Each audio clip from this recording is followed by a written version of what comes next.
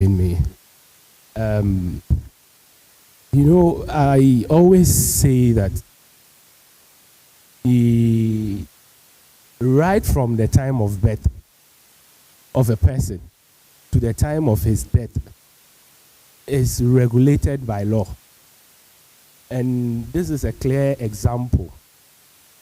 It is true that the Constitution, 1992 Constitution of the Republic of Ghana, guarantees us a lot of certain rights which are deemed fundamental to us as human beings once we are alive.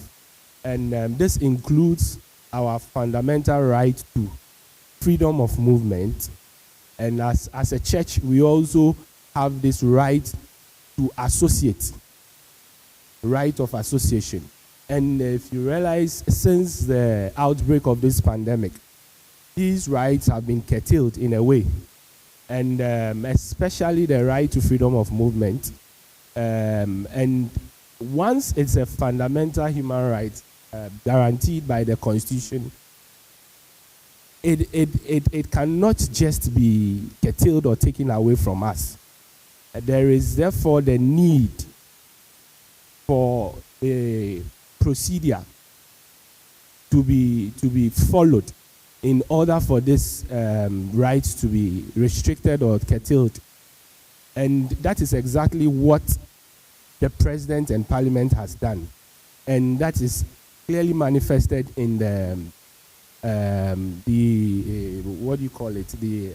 Imposition of Restriction Act 2020. So that is what the act is all about. It's actually an act that enforces the exceptions to the restriction of our fundamental human rights to freedom of movement and freedom of association as a church. Thank you very much, Lawyer Christian Boame. Let's listen to Lawyer Emmanuel Mahama. What do you say? Thank you very much for having me on the show. I believe as human beings, we should know that we cannot always have our way. At a point in time, your freedom may be curtailed one way or the other. And that is how come the Imposition of the Restrictions Act, Act 1012, was passed by the President. Now, it is in these times of the COVID-19 that it became imperative that Article 21 of the Constitution would be invoked, just so that we protect the health and safety of the individuals in Ghana. So this is not really a matter of abuse or whatever, but I believe we are just here to understand our limits, if I should put it that way, because it's restricting us to a certain level, and as a Christian body, we need to know what it entails and how we can protect ourselves from being seen to flout such rules and laws.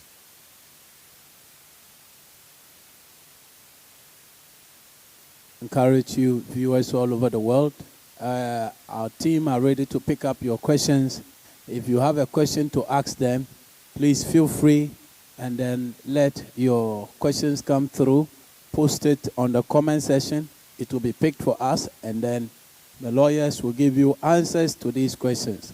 And we welcome you. Very soon, along when we get there, we shall display a number for those who cannot type.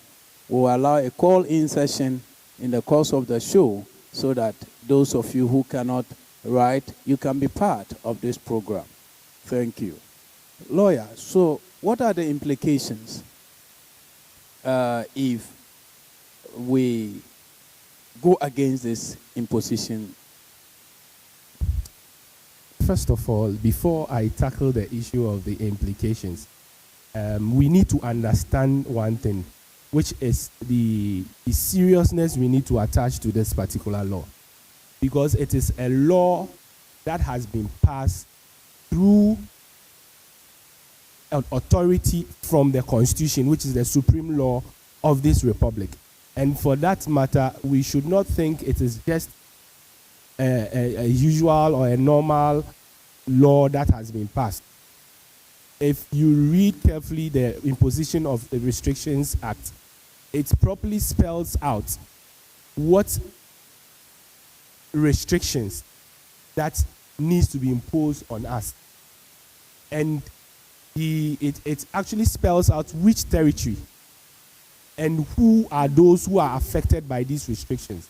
And that is also stated clearly in Article 21 of the Constitution of the Republic of Ghana. Now, let me move to the punishment that in flouting this law can bring or can be meted upon you. This includes a minimum of 1,000 penalty units. A minimum of 1,000 penalty units. And one penalty unit attracts 12 cedis. Oh, okay. One penalty is 12 cedis. One penalty unit. And this is the minimum punishment that can be given to you if you should be found violating this law. And so that will be around 12,000 Ghana cedis. 12,000 Ghana cedis. That is just the fine. And it also comes with an imprisonment sentence as well, which is I think it's 4 years imprisonment. Yes, 4 years imprisonment, and you can be convicted for both. Can be sentenced for both fine and the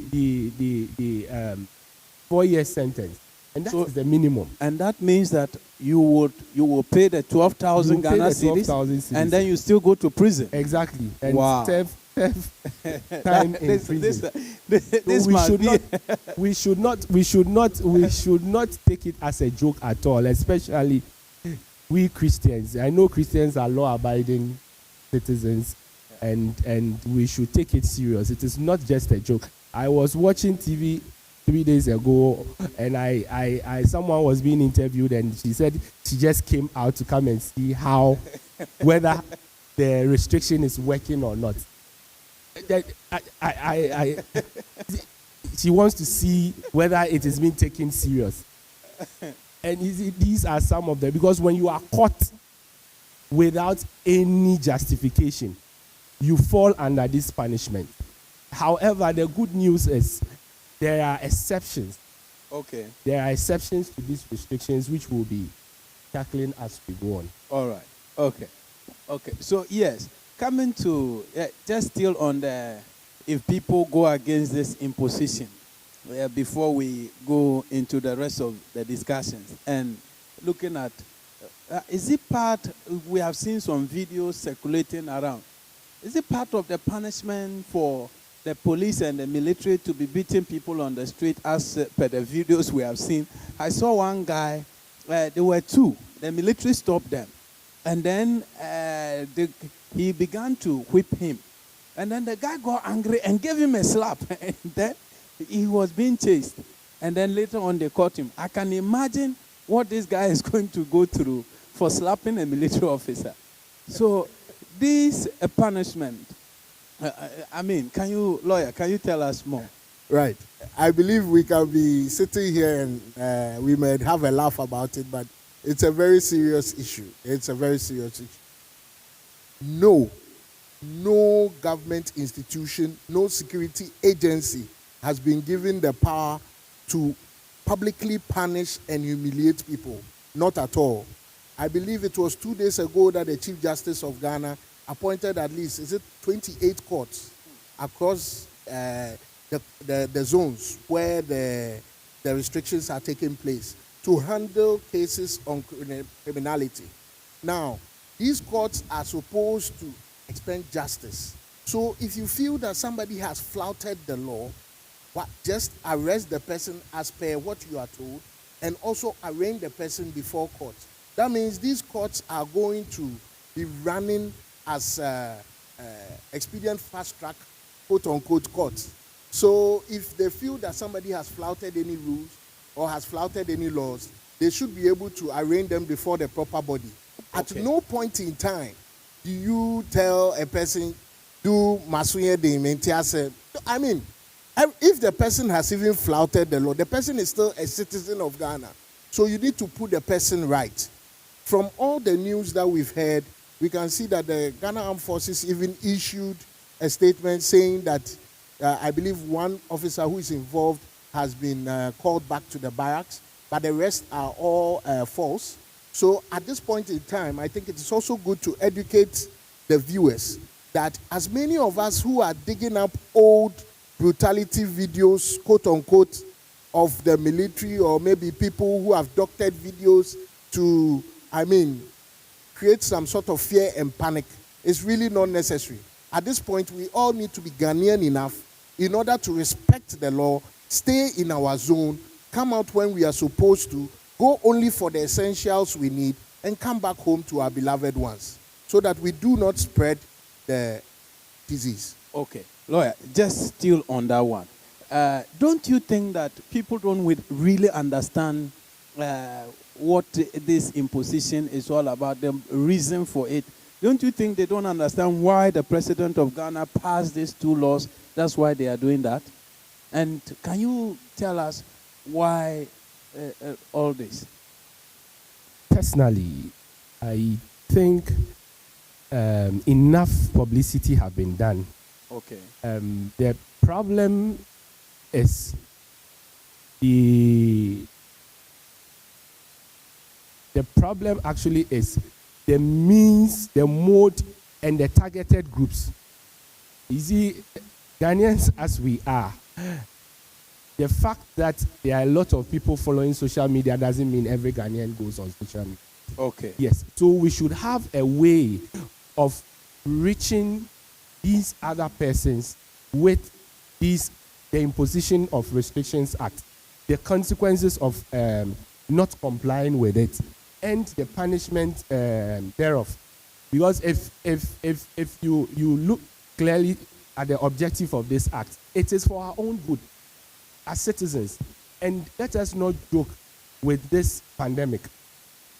Let us not joke at all with this pandemic. And you realize that persons are moving against this act to other places of this country, and it appears that wherever such a case is recorded or such information comes that a person has moved to, there is an outbreak. So this should tell us that by restricting our movement, the president has actually done a good job in trying to curb the spread of this deadly virus. But then, these persons, sometimes we do things in Ghana as if Accra is the only place in Ghana. Yeah. Yes, let us find a way of reaching my grandmother in the village, communicating this act to my grandmother in the village, because the way things are going now, it is going to get there.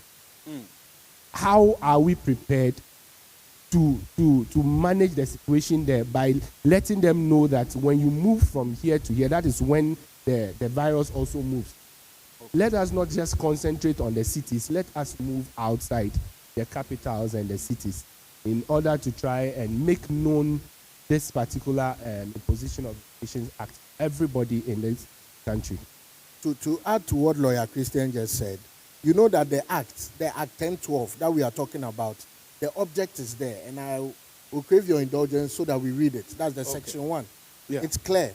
The object of this act is to provide for powers to impose restrictions on persons, to give effect to paragraph C, D, E of clause 4 of Article 21 of the Constitution, which we have already discussed. Okay. But over here, it's stated clearly, in the event or imminence of an emergency, disaster, or similar circumstance, to ensure public safety, public health, and protection. This means that the government is anticipating imminence of an emergency or disaster. Just say, Bibi Babe si, ana Bibi be to me, Ghana Hanum say, a free abonting. So obviously, as a government, they need to clamp down and stop it from happening. So because of that, that is why they are to ensure our public safety, public health, and protection. And untia normal yes, our Restrictions Act. So just to add to what Lawyer Christian is saying, this message must go across in all languages, in all forms, in all shapes. Sometimes when we are even in our homes, we can hear people screaming, go and do your voter ID card, go and do your NCC, something. They are just telling you, exercise your rights, do this, do that. Let us also now be in the comfort of our homes and be hearing the thing in 4 or 5 languages. Wow. Especially, let's say, maybe the Fadama estates, right? Where there's a lot of, what's it called, the Muslim community and the yes, the Zongo communities. Yeah. They should be able to hear it in all dialects. Yeah. Because there are some misconceptions and so many things that are going on the phone and social media, which are wrong. There's even one that they said if you hold your breath for 10 seconds and you don't whatever, that means you have what, fibrosis, or if you're able to hold it, that means you don't have it. And it has all been debunked by the WHO. It is not true. In fact, me, the first time I read it, I held my breath. Just trying to see if I have it. But then, it is not true. So if it is not true, then some people must be told, because that means somebody in their small corner somewhere will see that thing on their WhatsApp or something and say, oh, their child or their son has sent it to them. That means this is how you test. Oh, she has breathed, she doesn't have it. But then the person is showing other symptoms. So I believe that we should be able to work on that dissemination. Wow. Yeah, Lawyer Christian has something Also, to I would like to touch a little bit on the brutality you raised. Yeah.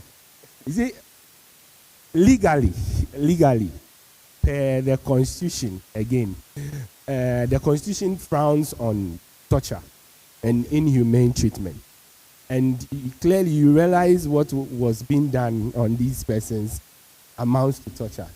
Now, and the law is clear that whenever an offense is given, the punishment follows. The law specifies which punishment should come with failure to comply with that law. Yeah. And with the Imposition of Restriction Act, the punishment is there. So I find it difficult when I see these videos circulating around, and these are law enforcement agencies. They are deemed to know better. But not to belabor the point, you see, when you find yourself in such a situation, don't try to assert your right. Okay. I am saying this because sometimes we are tempted to challenge these people. At that point in time, the least provocation will end up costing you a lot. Yeah. So you just be gentle, be calm. Whatever they do, just beg or be calm. Just let them know they are the boss. Because at the end of the day, they will infringe on your right. You will drag it. And you know the country in which you are. By the time you realize they would have injured you. Yeah. Yes, and you will not have any better redress to it. So just be calm. Just be calm. Give them the necessary respect. Even when you realize they are provoking, just be calm. As Christians, we are taught how to be calm and handle issues. I beg you. To add something small to what he just said, you know, it will be very painful if after this period we all come out and you are still going to court because of COVID-19.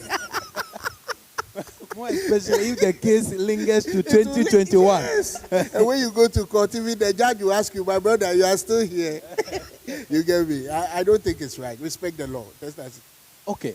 But does that mean that we don't have solution to these brutalities? Because it's like this. Some of the videos, like Lawyer Emmanuel said earlier, some of them may be fake, old videos that have been brought out to undermine the integrity of the security services. But some of them too, you can see that it is right now. For example, the guy who lost his temper, all that we could see was that they were two. Stop. We didn't really see what somebody, an on-viewer, was the one holding the camera. Stop. Then all that we could see was that he was whipping the two guys. But the guy with the short temper gave him the slap. I don't approve that. We don't endorse that. But are we saying that police can then and then the military can brutalize people and go scot-free? What do we do? Doesn't the Imposition Act also protect citizens against security brutality? The Restrictions Act is to indirectly infringe on our freedom of movement, freedom of speech, and even some opposition people talk about freedom of thought. But I believe that one is something that we are just saying that in passing. But one of the things that we should realize is that it is just supposed to box us in for us to contain COVID-19. Oh, okay. Now, the security agencies are coming in to ensure that this is done. I believe if you had followed the Minister of Information's address, I believe on Sunday, when he had all the military and the police over there in order to talk, they made some statements as to the fact that nobody has been told to brutalize anybody.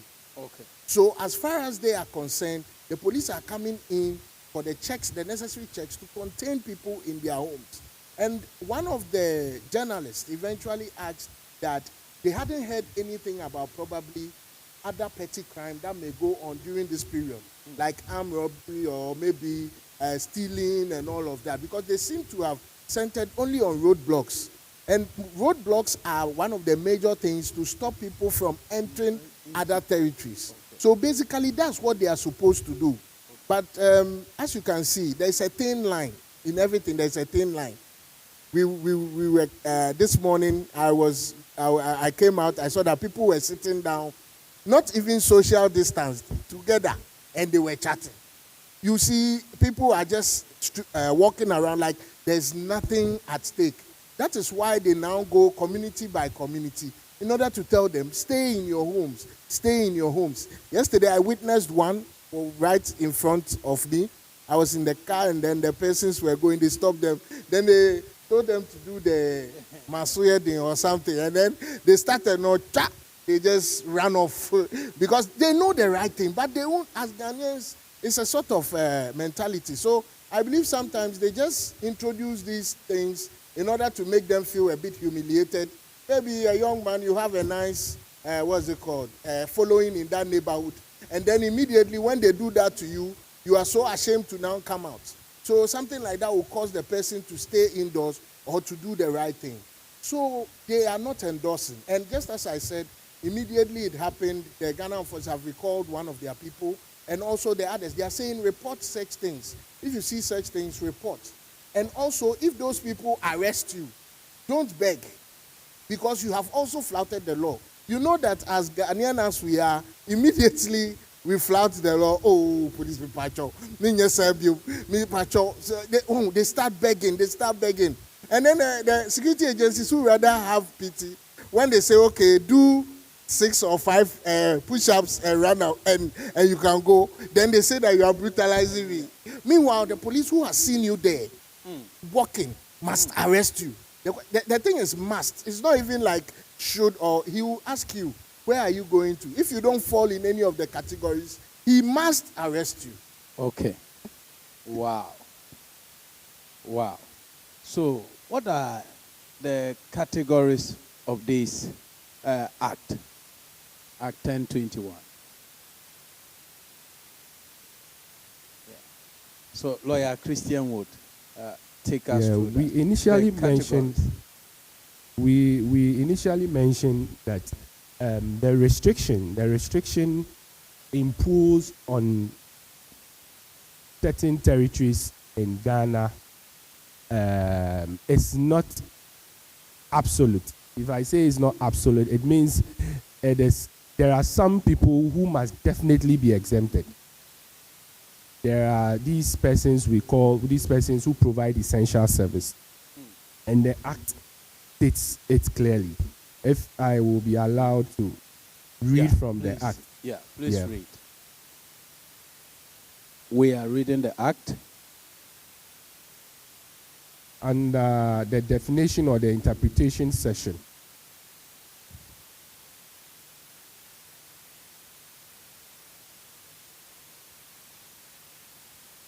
Okay, so first of all, let's look at Section 5 of the Act.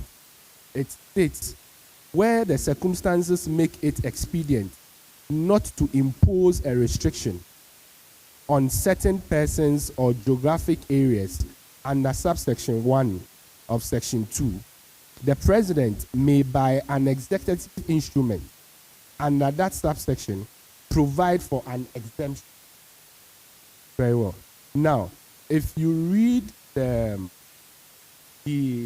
executive instrument the president gave out after this act was imposed, that was what was read on is it Sunday night? Sunday. Yes. The president listed those who are exempted, and the information minister also stressed on it.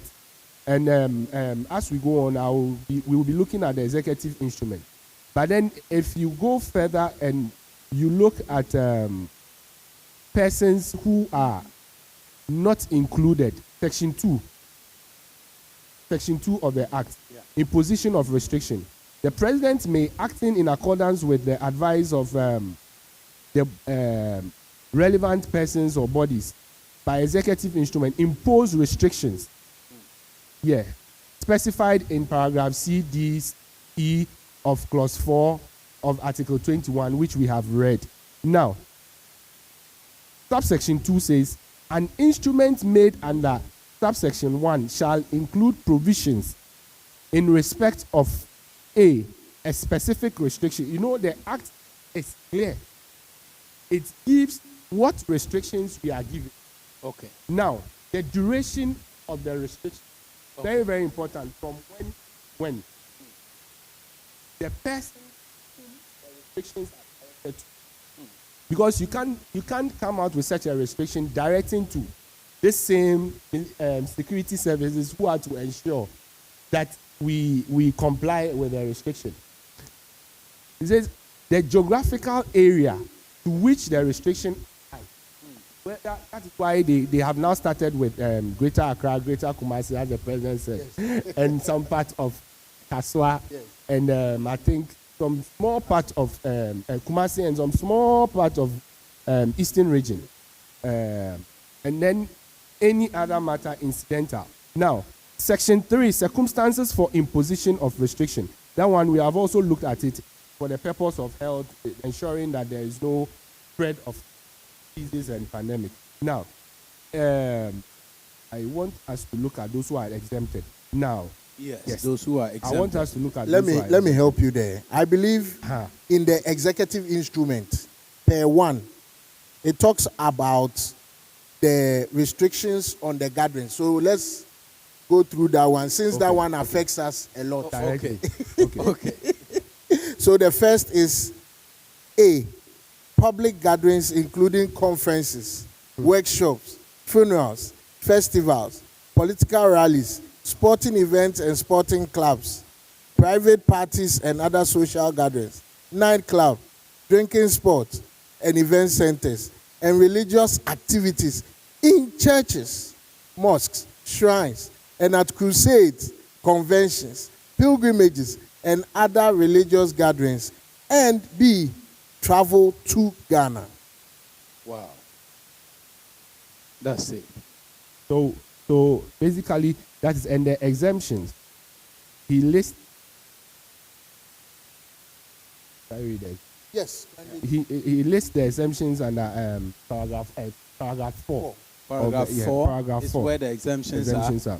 Now, it says paragraph 1, subsection, paragraph 1, section, clause 1A, does not apply to the following facilities or establishment. A service, manufacturing, or industrial workplace. Okay. A market. Okay. An establishment in the nature of supermarket, a shopping mall. Okay. A restaurant, a hotel, or a drinking spot. Wow. That is where I have the difficulty. These are the exempted ones. These are part of the exempted ones. Yeah. And then the security service. Yeah. Now, security services might be broad. And find who falls under the security service. Yeah. And then we have the essential service. The essential services is what is defined under the imposition of restrictions act, to include the electricity, water, nurses, health professionals. They are listed. And let me emphasize on this. If you don't fall under these categories, don't try to fall under it. Because now that's a very important point there. If you don't fall under any of these categories, please don't try to fall under it. Because you will even have to justify. Okay. Yeah, proof to the police or the security service you fall under these categories. Unfortunately, a lot of these institutions don't provide ID cards. That's a question I was going to ask. That especially most manufacturing companies in Ghana, factory hand people don't have ID card, and a lot of people don't. So how do they pass through the barriers? So the directors of the companies or the supervisors were made to try and come out with something to curb this situation, because at the end of the day, they will be the ones who will suffer if their staff or their employees are unable to come. So I think now they've been able to provide them with some form of identification. And also they were encouraged to wear their office wear, especially if you work at like Valco, which is also exempted. If you feel you don't have your card, because they have ID cards, but you wear your T-shirt or you wear your media shirt, maybe you belong to a media house, you can wear your shirt in order to go through any of the security checks. Viewers, we have in our panel discussion here, lawyer Emmanuel Mahama and lawyer Christian Boami. If you are just joining us, this is a discussion on the Imposition Act 1021 concerning the spread of COVID-19. The idea is to curb the flow or the transfer of this disease to everybody. And that is the main reason why this Imposition Act was brought by the President of the Republic of Ghana. If you are just joining us, it's very important that you note, like they said, there are categories that have been exempted. If you are not part of this, don't force yourself to be a part. And if you are a worker in any company that you have not received a tag, an identity, or the dress code for it, please don't do it at your expense. Make sure that your employers give you that kind of identity. Lawyer had something to say more on the restrictions. I believe the restrictions that was listed per the President's last address. He mentioned members of the executive, legislature, and judiciary. For that, we know that's the presidency, and then the MPs, and then also the judges. They are exempted. Production, distribution, and marketing of food beverages.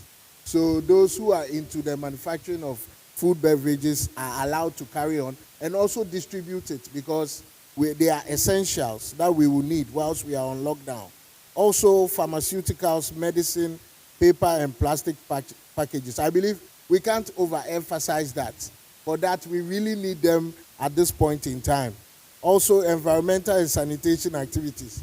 So when you hear the Aboboya, what's it called, the Bola car or Bola tricycle, also blowing his horn, he's supposed to undertake sanitation duties. So he cannot be stopped. He must also be allowed to carry it out. Also, the Valco, the staff of Valco, and then the road and railway construction workers. We believe that some of these people can ensure social distancing, because that with them, the kind of work they do, as I hit here, you are hitting there, and then we are aligning it. So obviously, we can get a lot of work done when people are also not on the road. Because when people are on the road, it's difficult to do that. Now, in explaining some of, how do you see the exemption of supermarkets and such as, or big shops, such as Melcom, where one queue there are about 3 or 4 tellers, and you can have on each row, for example, Sunday, I passed by to get something, and the queues and the numbers, it was unbelievable. It was more than some churches, more than some of the gatherings of some churches. So I was wondering, wouldn't this defeat the purpose of the movement of the disease? it will affect us as a nation. I won't say them. It is us, because we don't know whoever can come into contact with them. But I believe that some of these supermarkets have put on the floor. I went to another supermarket. I don't know. Since you've mentioned Melcom, let me mention that name too, so that it won't look like we're advertising anybody. I believe Citidia. Now, they had a certain red mark on the ground, and they said, please stand here. Please stand here. Just to ensure for social distancing when we were queuing to the teller. So I believe that if everybody can incorporate this, it will really help. And with that being a certain big institution, I would prefer that they ensure social distancing by marking the floors, at least, is it 1 meter or 2 meters? Yes. So that the people can stand apart, 1 meter or 2. Yes. So that the people can stand apart, and then they can also, offer their services at the cashier. Yes. Now, to add to what Matt just said, the same act or the same law that provides the exceptions or the exemptions. Now, under paragraph 2, it states that where there is an exemption under sub-paragraph 1, there shall be a social distancing maintained between patrons and staffs and among staff of the facilities or establishment. Yes. Is it so? The fact that you are exempted doesn't mean you are totally exempted. There are rules you have to follow. Yes. Okay. And it is mandatory. It says shall. Now, if you look at the B part, it said compliance with enhanced hygiene procedures, including the provision of running water and hand washing soap, alcohol-based hand sanitizers, and disinfectants. That is the reason why probably you are seeing this, what do you call it? This hand sanitizers and this washing buckets. There's this name they give to Veronica buckets yeah. all over. Because the law mandates them to what? To provide for it. So once you fall under this exemption as an institution, these are the procedures you need to what? You need to follow. Okay. Viewers, we have the questions trickling in. We have one question from William Annan. William Annan's question is that people freedom have been restricted. Human beings cannot move. They will stay in their homes. But the money, where they say is one of the carriers of the virus, now, but the money is allowed to move in the system. If somebody goes to buy a product, and then he has to be offered a change, and when the change is given, assuming that change that he's collecting has virus, the person has pocketed virus and goes back home with the virus. What do you think of that? Mr. Williams, I understand your question very well. One of the things I'm seeing standing out in the question is that why is government not providing the essential services to its citizens? Rather, because when the citizen goes out to go and buy food, they are at risk of contracting the disease. Now, William, in as much as I understand you, one of the things that is going to be difficult is to give 27 million people food at this point in time. Our economy, yes, our economy cannot hold. In fact, we might crash and crumble as a nation just because of this. But one of the things that has always been encouraged till now is, as they mentioned, the Veronica bucket, there's hand sanitizers and all of that. So the vendors must also observe this. Just as Lawyer Christian said, it is in the law. They are supposed to observe good sanitary conditions so that I am not at risk when I'm collecting money from them. So if I go and I do any business with them, if they are sanitized, if their hands are well washed, if they don't carry the virus, that means when I take it, me too, if I sanitize myself well, that means that whatever is on that money will not affect me.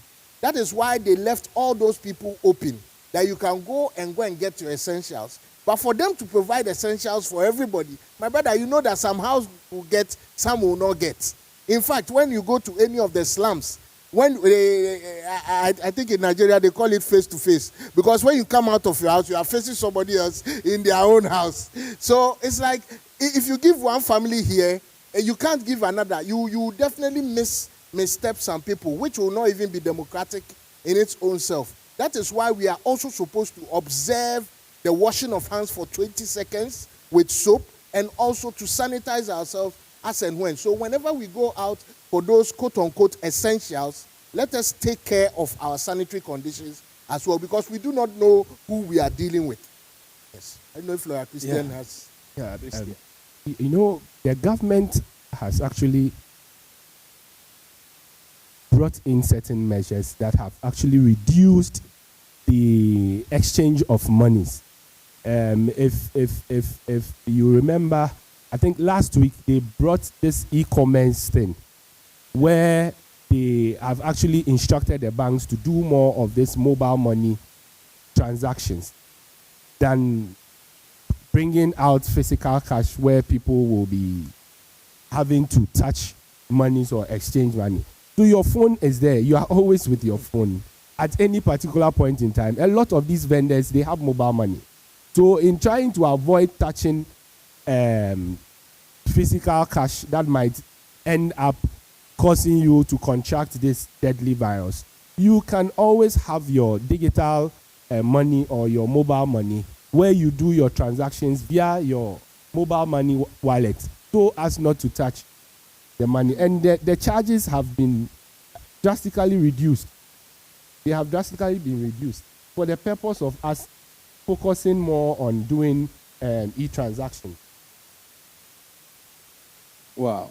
Thank you very much, lawyers in Mahama and then Christian Boame. So, William, that is the answers to your question. And then we all also know that those who will distribute those food are also people we don't know whether they are carriers or not.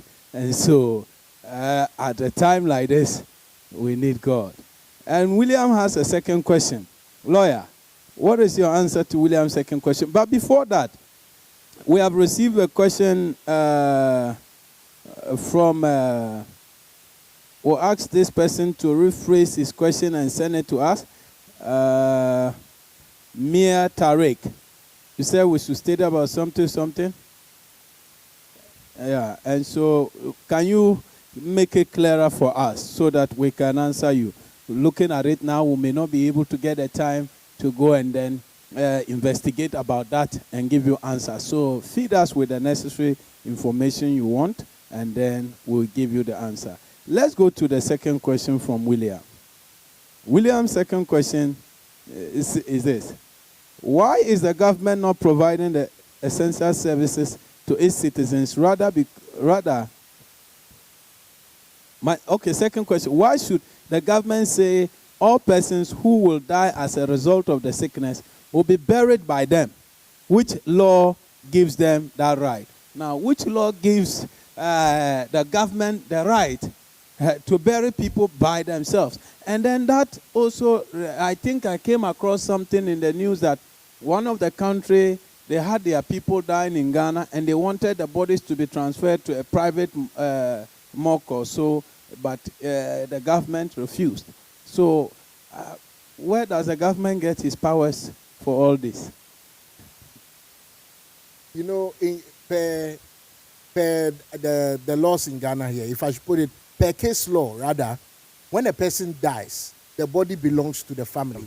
Simpliciter. So if the person should fall today, that means that I believe there are some news making the round of a musician and the father and all of that. The fact is that the body should belong to the extended family. So that one, there is no doubt about it, per our law. But one of the things we find ourselves in is that these are not ordinary times. These are not ordinary times at all. If we watch television, bodies of the 10,000 people that were lost in Italy were transported by the military by huge trucks in one whole lane, all the way to be buried. In fact, we do not know about the genesis of this illness. Neither do we know how the cure is. or how the vaccine is, or how it's supposed to go away. And we are all praying that a cure will come, a vaccine will come in order to help us. So the president's stance right now is something that he has taken in a time of difficulty and for public safety and for public health. If you were listening, the objective of the Imposition of Restrictions Act is so that the people will be secure. The public safety of the people will be secure. Public health of the people will be secure. What shows if we bury the person at Awudome, all the residents in Awudome, if we wake up one day and they are all falling sick, and they are all, what have we done? We don't know how dangerous even the carcass, I don't think, the corpse, yes, I don't even want to go there. I don't want to go there. So, we don't know where it came from, how it is going. So, it will be very difficult for us to release it. And we know how we do our funerals with pomp and pageantry. Yeah. If we are going to bring the body there, people who come around want to see the body. We do this all the time. And I'm a big advocate of, if you remember how the person was, why do you want to go away with how the person was going? So we won't accept that maybe even the body should be embalmed and should be there for the family. We all know that they will want to do with them as they please. But these are not ordinary times. These are dangerous times. The president has taken a decision, and we have to follow suit. So that is why he's saying that the bodies cannot be released to the families. Maybe the bodies, who knows, to respect us as Ghanaians, they might keep their bodies till maybe they feel it is okay for them to release to the families. But if they say they are going to bury them on their own, I believe that the government has a point, and let us go according to that. Now, Christian. Yes. Yeah, thank you. See, what the government is doing by denying the family is enshrined in the Constitution. As Imas said clearly, when a person dies by case law, it's the property of the family. Now, the Constitution also, in as much as the Constitution gives you the right to own a property, in as much as the Constitution gives you the right to own a property, the Constitution also gives the president, in the interest of ensuring public health, the right to deny you of that property. So if you think it is your property, you can deal with it anyhow. In the interest, in protecting other Ghanaians, remember, in as much as you have the right to own that property, that dead body, persons also have the right to protect their health. And it is the government's responsibility to do so. So if the government denies you the right to have your corpse and bury it, it is not anything illegal or unlawful the government is doing. The government is doing it in the interest of the wider population. In the interest of the wider population. So, and also just one thing to add. There are people, today I heard of a sad story in Czech Republic where a younger child who is about 12 years, unfortunately I believe she's even Ghanaian, had to die because they were giving preference to other people who were already on support over there.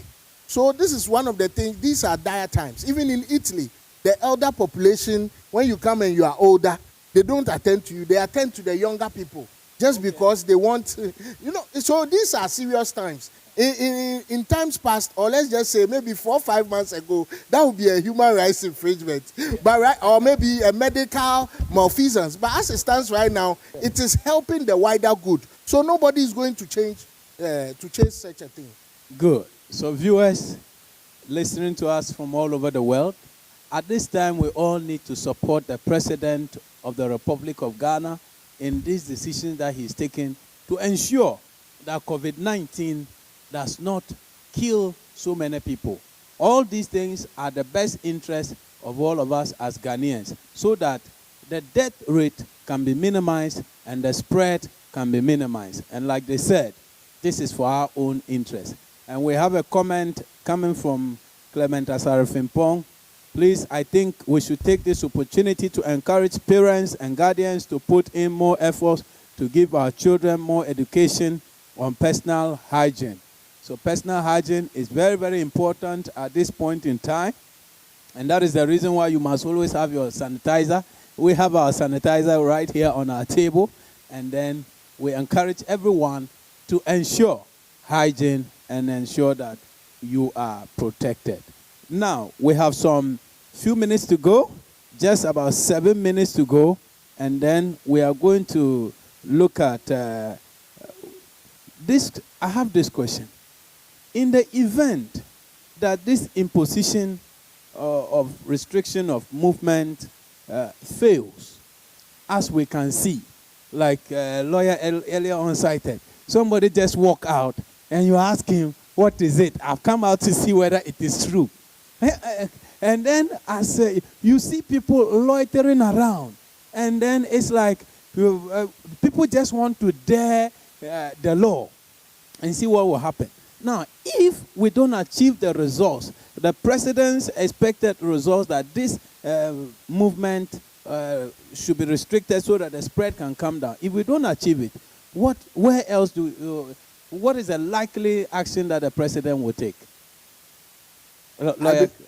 I believe Act 1012 says it. The duration of the restriction is supposed to be for 3 months.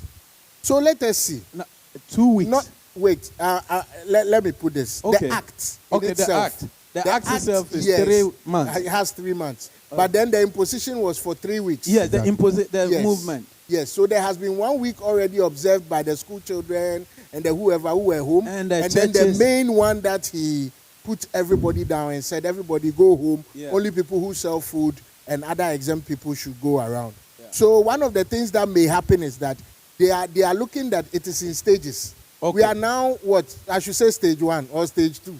If it doesn't clear by probably the 12th of April, I believe they were even discussing it on TV or is it radio this morning. If it doesn't clear, they are looking at extending it. Wow. It wasn't from a government official. It was just discussions they were having. Okay. But that is what will help us.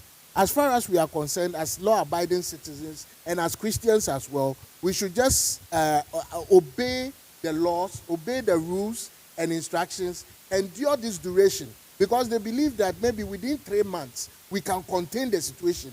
Know everybody who is affected, give them the proper treatment, and allow them to be able to join us freely. Wow.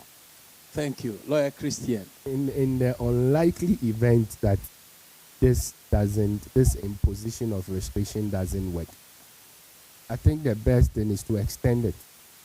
Because the major problem is movement. Okay. The disease itself, the pandemic itself, is caused by human movement. So if the restrictions now is not working, they need to extend it. The only thing that can keep this situation restricting people's, and that's what has been okay done. Now I agree with the extension, but won't it go deeper, whereby the president may call for a total shutdown? Will we get to? Is it something that will likely happen if this fails? Because this is currently a partial shutdown, yeah, and then people are doing this way. Will it lead us to a total lockdown? From where I stand or from where I sit, as it may be, one of the things I'm seeing is that this partial lockdown was very well thought through. Very well thought through in the sense that whatever happens, people will have to go out for food. Let's do this analysis. Let's compare ourselves to the United Kingdom. When they shut down, they said you can go out for food, I believe once in a day, right? Wow. You can go out for exercise, just like an hour or something of exercise, and then you come back. It put so many restrictions that are for good and advanced countries. Then the next thing you hear, they've gone into their kitty, they are taking over trillions of pounds to come and pay their people. I mean, they are too advanced for that. Now, when it comes here, if you say nobody should go out for food, somebody should go out for food, yet you tell everybody stay indoors, all those who sell food stay indoors, where are we going to? Remember that our kiosk system works here. We don't do that big, what's it called? Supermarket chains and all of that. Groceries, they go there, we are buying groceries, we are doing this. You can see the queue for their groceries and all of that. But we have kiosks. You get out of your house, within 2 steps, you are in front of a kiosk, you can get Fanta, you can get Coke, you can get any bread, whatever. They are all essentials that you need. If those shops are to close, it will affect the wider Ghanaian populace. In my estimation, I don't think we've gotten to the level where we need to activate a total lockdown. Most likely, the military and police are just supposed to exert their presence. The people should know that they are there, and the people should know what ABCD they can or they will do so that they'll be able to stop themselves from doing whatever they want to do. Wow, thank you. One thing I am observing since this lockdown is there has not been any publicity on conviction and sentencing of persons who have failed to comply that I have heard of. Okay. If we should start serious sentencing and conviction of such persons, I think it will serve as deterrent to other persons who just want to come outside and see what is actually going on. So instead of forcing people to kneel down and crawl and all that, touching people, I think they should be arraigned before court with immediate effect so that it will serve as deterrent. And the media should also be pressing on, publicizing on that. And Ghanaians, that is what will actually push us to stay home. Wow, thank you very much. Our time is going, and we have few comments. Clement Asarif-Mponse, please, I think we should take this opportunity, to add to the government taking over dead bodies. Prior to this pandemic, the state always had some corpses not being released to their families if medically it's not expedient. As lawyer Christian said, that it was enshrined in the Constitution. And we also have one from Nanaisi Antonio, a suggestion. I think the government should educate citizens more and make them aware how dangerous this COVID-19 is to the nation. And more also, Ghanaians should learn to be disciplined. In other countries, there are no police, no soldiers patrolling around checking whether people are staying indoors or not. But everybody is trying to stay safe. We should also remember the virus does not spread. We human beings spread it. So social distancing is the best way to save this. And so, ladies and gentlemen, like they said, social distancing. Let's all help the effort of the government. The government is helping us. Let's all help. So we'll take their last advices to their last comment. What advice should NKAG members and viewers observe? Lawyer Christian. Well, as Christians, and we know Christianity and law-abiding goes hand in hand, because Christians we follow what the Bible tells us. In the same way, the Bible also admonishes us to be law-abiding. First of all, let us be law-abiding. Let us be law-abiding. Continue to pray. Let us use this opportunity of restriction to go on our knees and pray. At least it's a way of purging ourselves, because we have never had this opportunity, and we might have not have this opportunity throughout the year. Just they are begging you to stay home. Yeah. Begging you to stay home. Let us take advantage of it. Yeah. We are no more in a hurry to go to work, wake up at dawn and finish and go to work. We are staying home. Let us use this opportunity to pray and be closer to God and pray for the nation as a whole, and everything will be okay.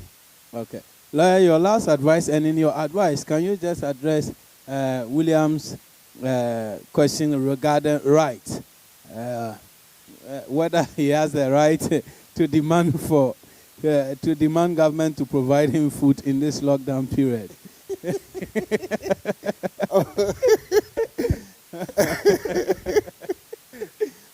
William wants a right for that. Wow. It is an essential, and he needs it to survive. But one of the things we should be careful here is that the government is trying to avoid, a spread of the disease, the virus. Now, if he is having challenges, I believe he has a unit committee chairman. He has an assemblyman. he has a DCE, he has an MP. There are stages. Okay. There are stages. And I believe that if you are a constituent who is in dire need, if you're able to approach them, it will be of some help.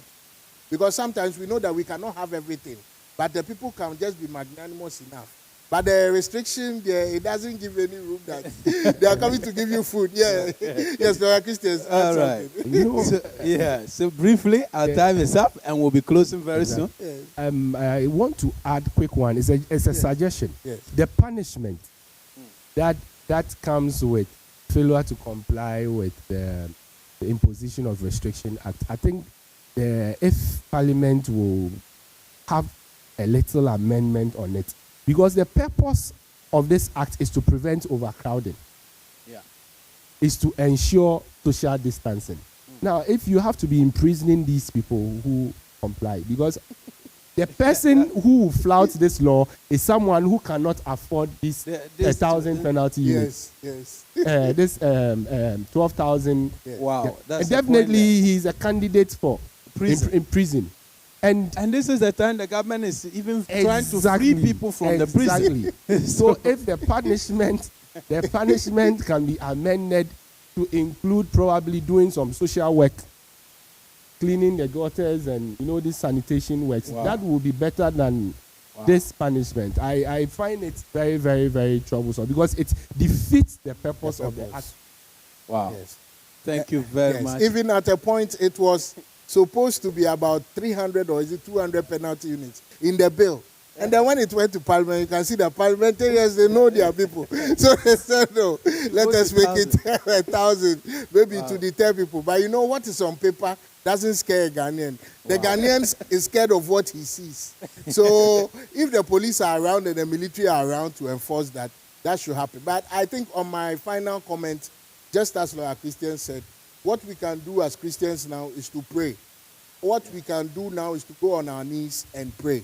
We pray to God that if it is the end, then He should come. If it is not the end, then we pray that this illness does not take away our livelihoods. It does not take away our jobs. I believe I was sharing with some people quite recently, an employer who has called me asking me, okay, so because of this this COVID-19, as these people have been told to stay home mandatorily, what should I do? And the person is trying to evade paying the salaries. You get me? And it is not his fault. He's a private company. If money is not coming in, the business is collapsing. What will he do with you? He might not even need the excess staff when they come to work after this period of lockdown. So it is time for us to pray. Let us pray for ourselves. Let us pray for our members. Let us also pray that anybody whose job is in jeopardy, the Lord God Almighty will ensure that such an untold hardship will not come upon such a family, but rather God will bring us out of this successfully so that our economy can contain every other business, and in fact will be a bigger avenue to create and bring in more business so that we can be able to flourish as a nation. One thing I know for sure is that Ghana will come out of this strong, and it needs you and I to obey the laws. Thank you. Wow. Thank you. Ghana will come out of this one strongly, and it needs you and I to succeed. Let's all be praying. Let's all look forward to God. America recently went up to God in prayer. The president declared last Wednesday a day of prayer, national prayer. Let's all continue to pray, and so that God would come into our midst and bring this disease to an end. Ladies and gentlemen, it has been a very interesting discussion on the angle of the law and the Constitution, and we have enjoyed this discussion. Thank you very much, Lawyer Christian and Lawyer Emmanuel. There are going to be many more interesting topics that we are going to be looking at. Now, too, we know that there are spiritual implications. There are others who say that there is a spiritual agenda behind the COVID-19. We shall come back to you another time on that one. We will also come back. We will also be having doctors along the line in our future discussions to know, because now people are saying all kinds of things. The medicine, some say the medicine is the garlic is the medicine to the cure. Others say this and that, and all over. And some even say a hair found in the Bible, which is a total lie that people don't know. And then they open their Bible and they take that hair and put in water and they are drinking. this is a blatant lie. It's not from God. It's of the devil. It's demonic. It's satanic. And it's the agenda of the devil. We will come on all angles regarding this COVID-19, and so that we'll all get educated and get to understand the all-encompassing nature of this disease. God bless you. Thank you for watching. And we bring you greetings from our senior pastor, Reverend Anthony John Doe. God bless you. Thank you. See you.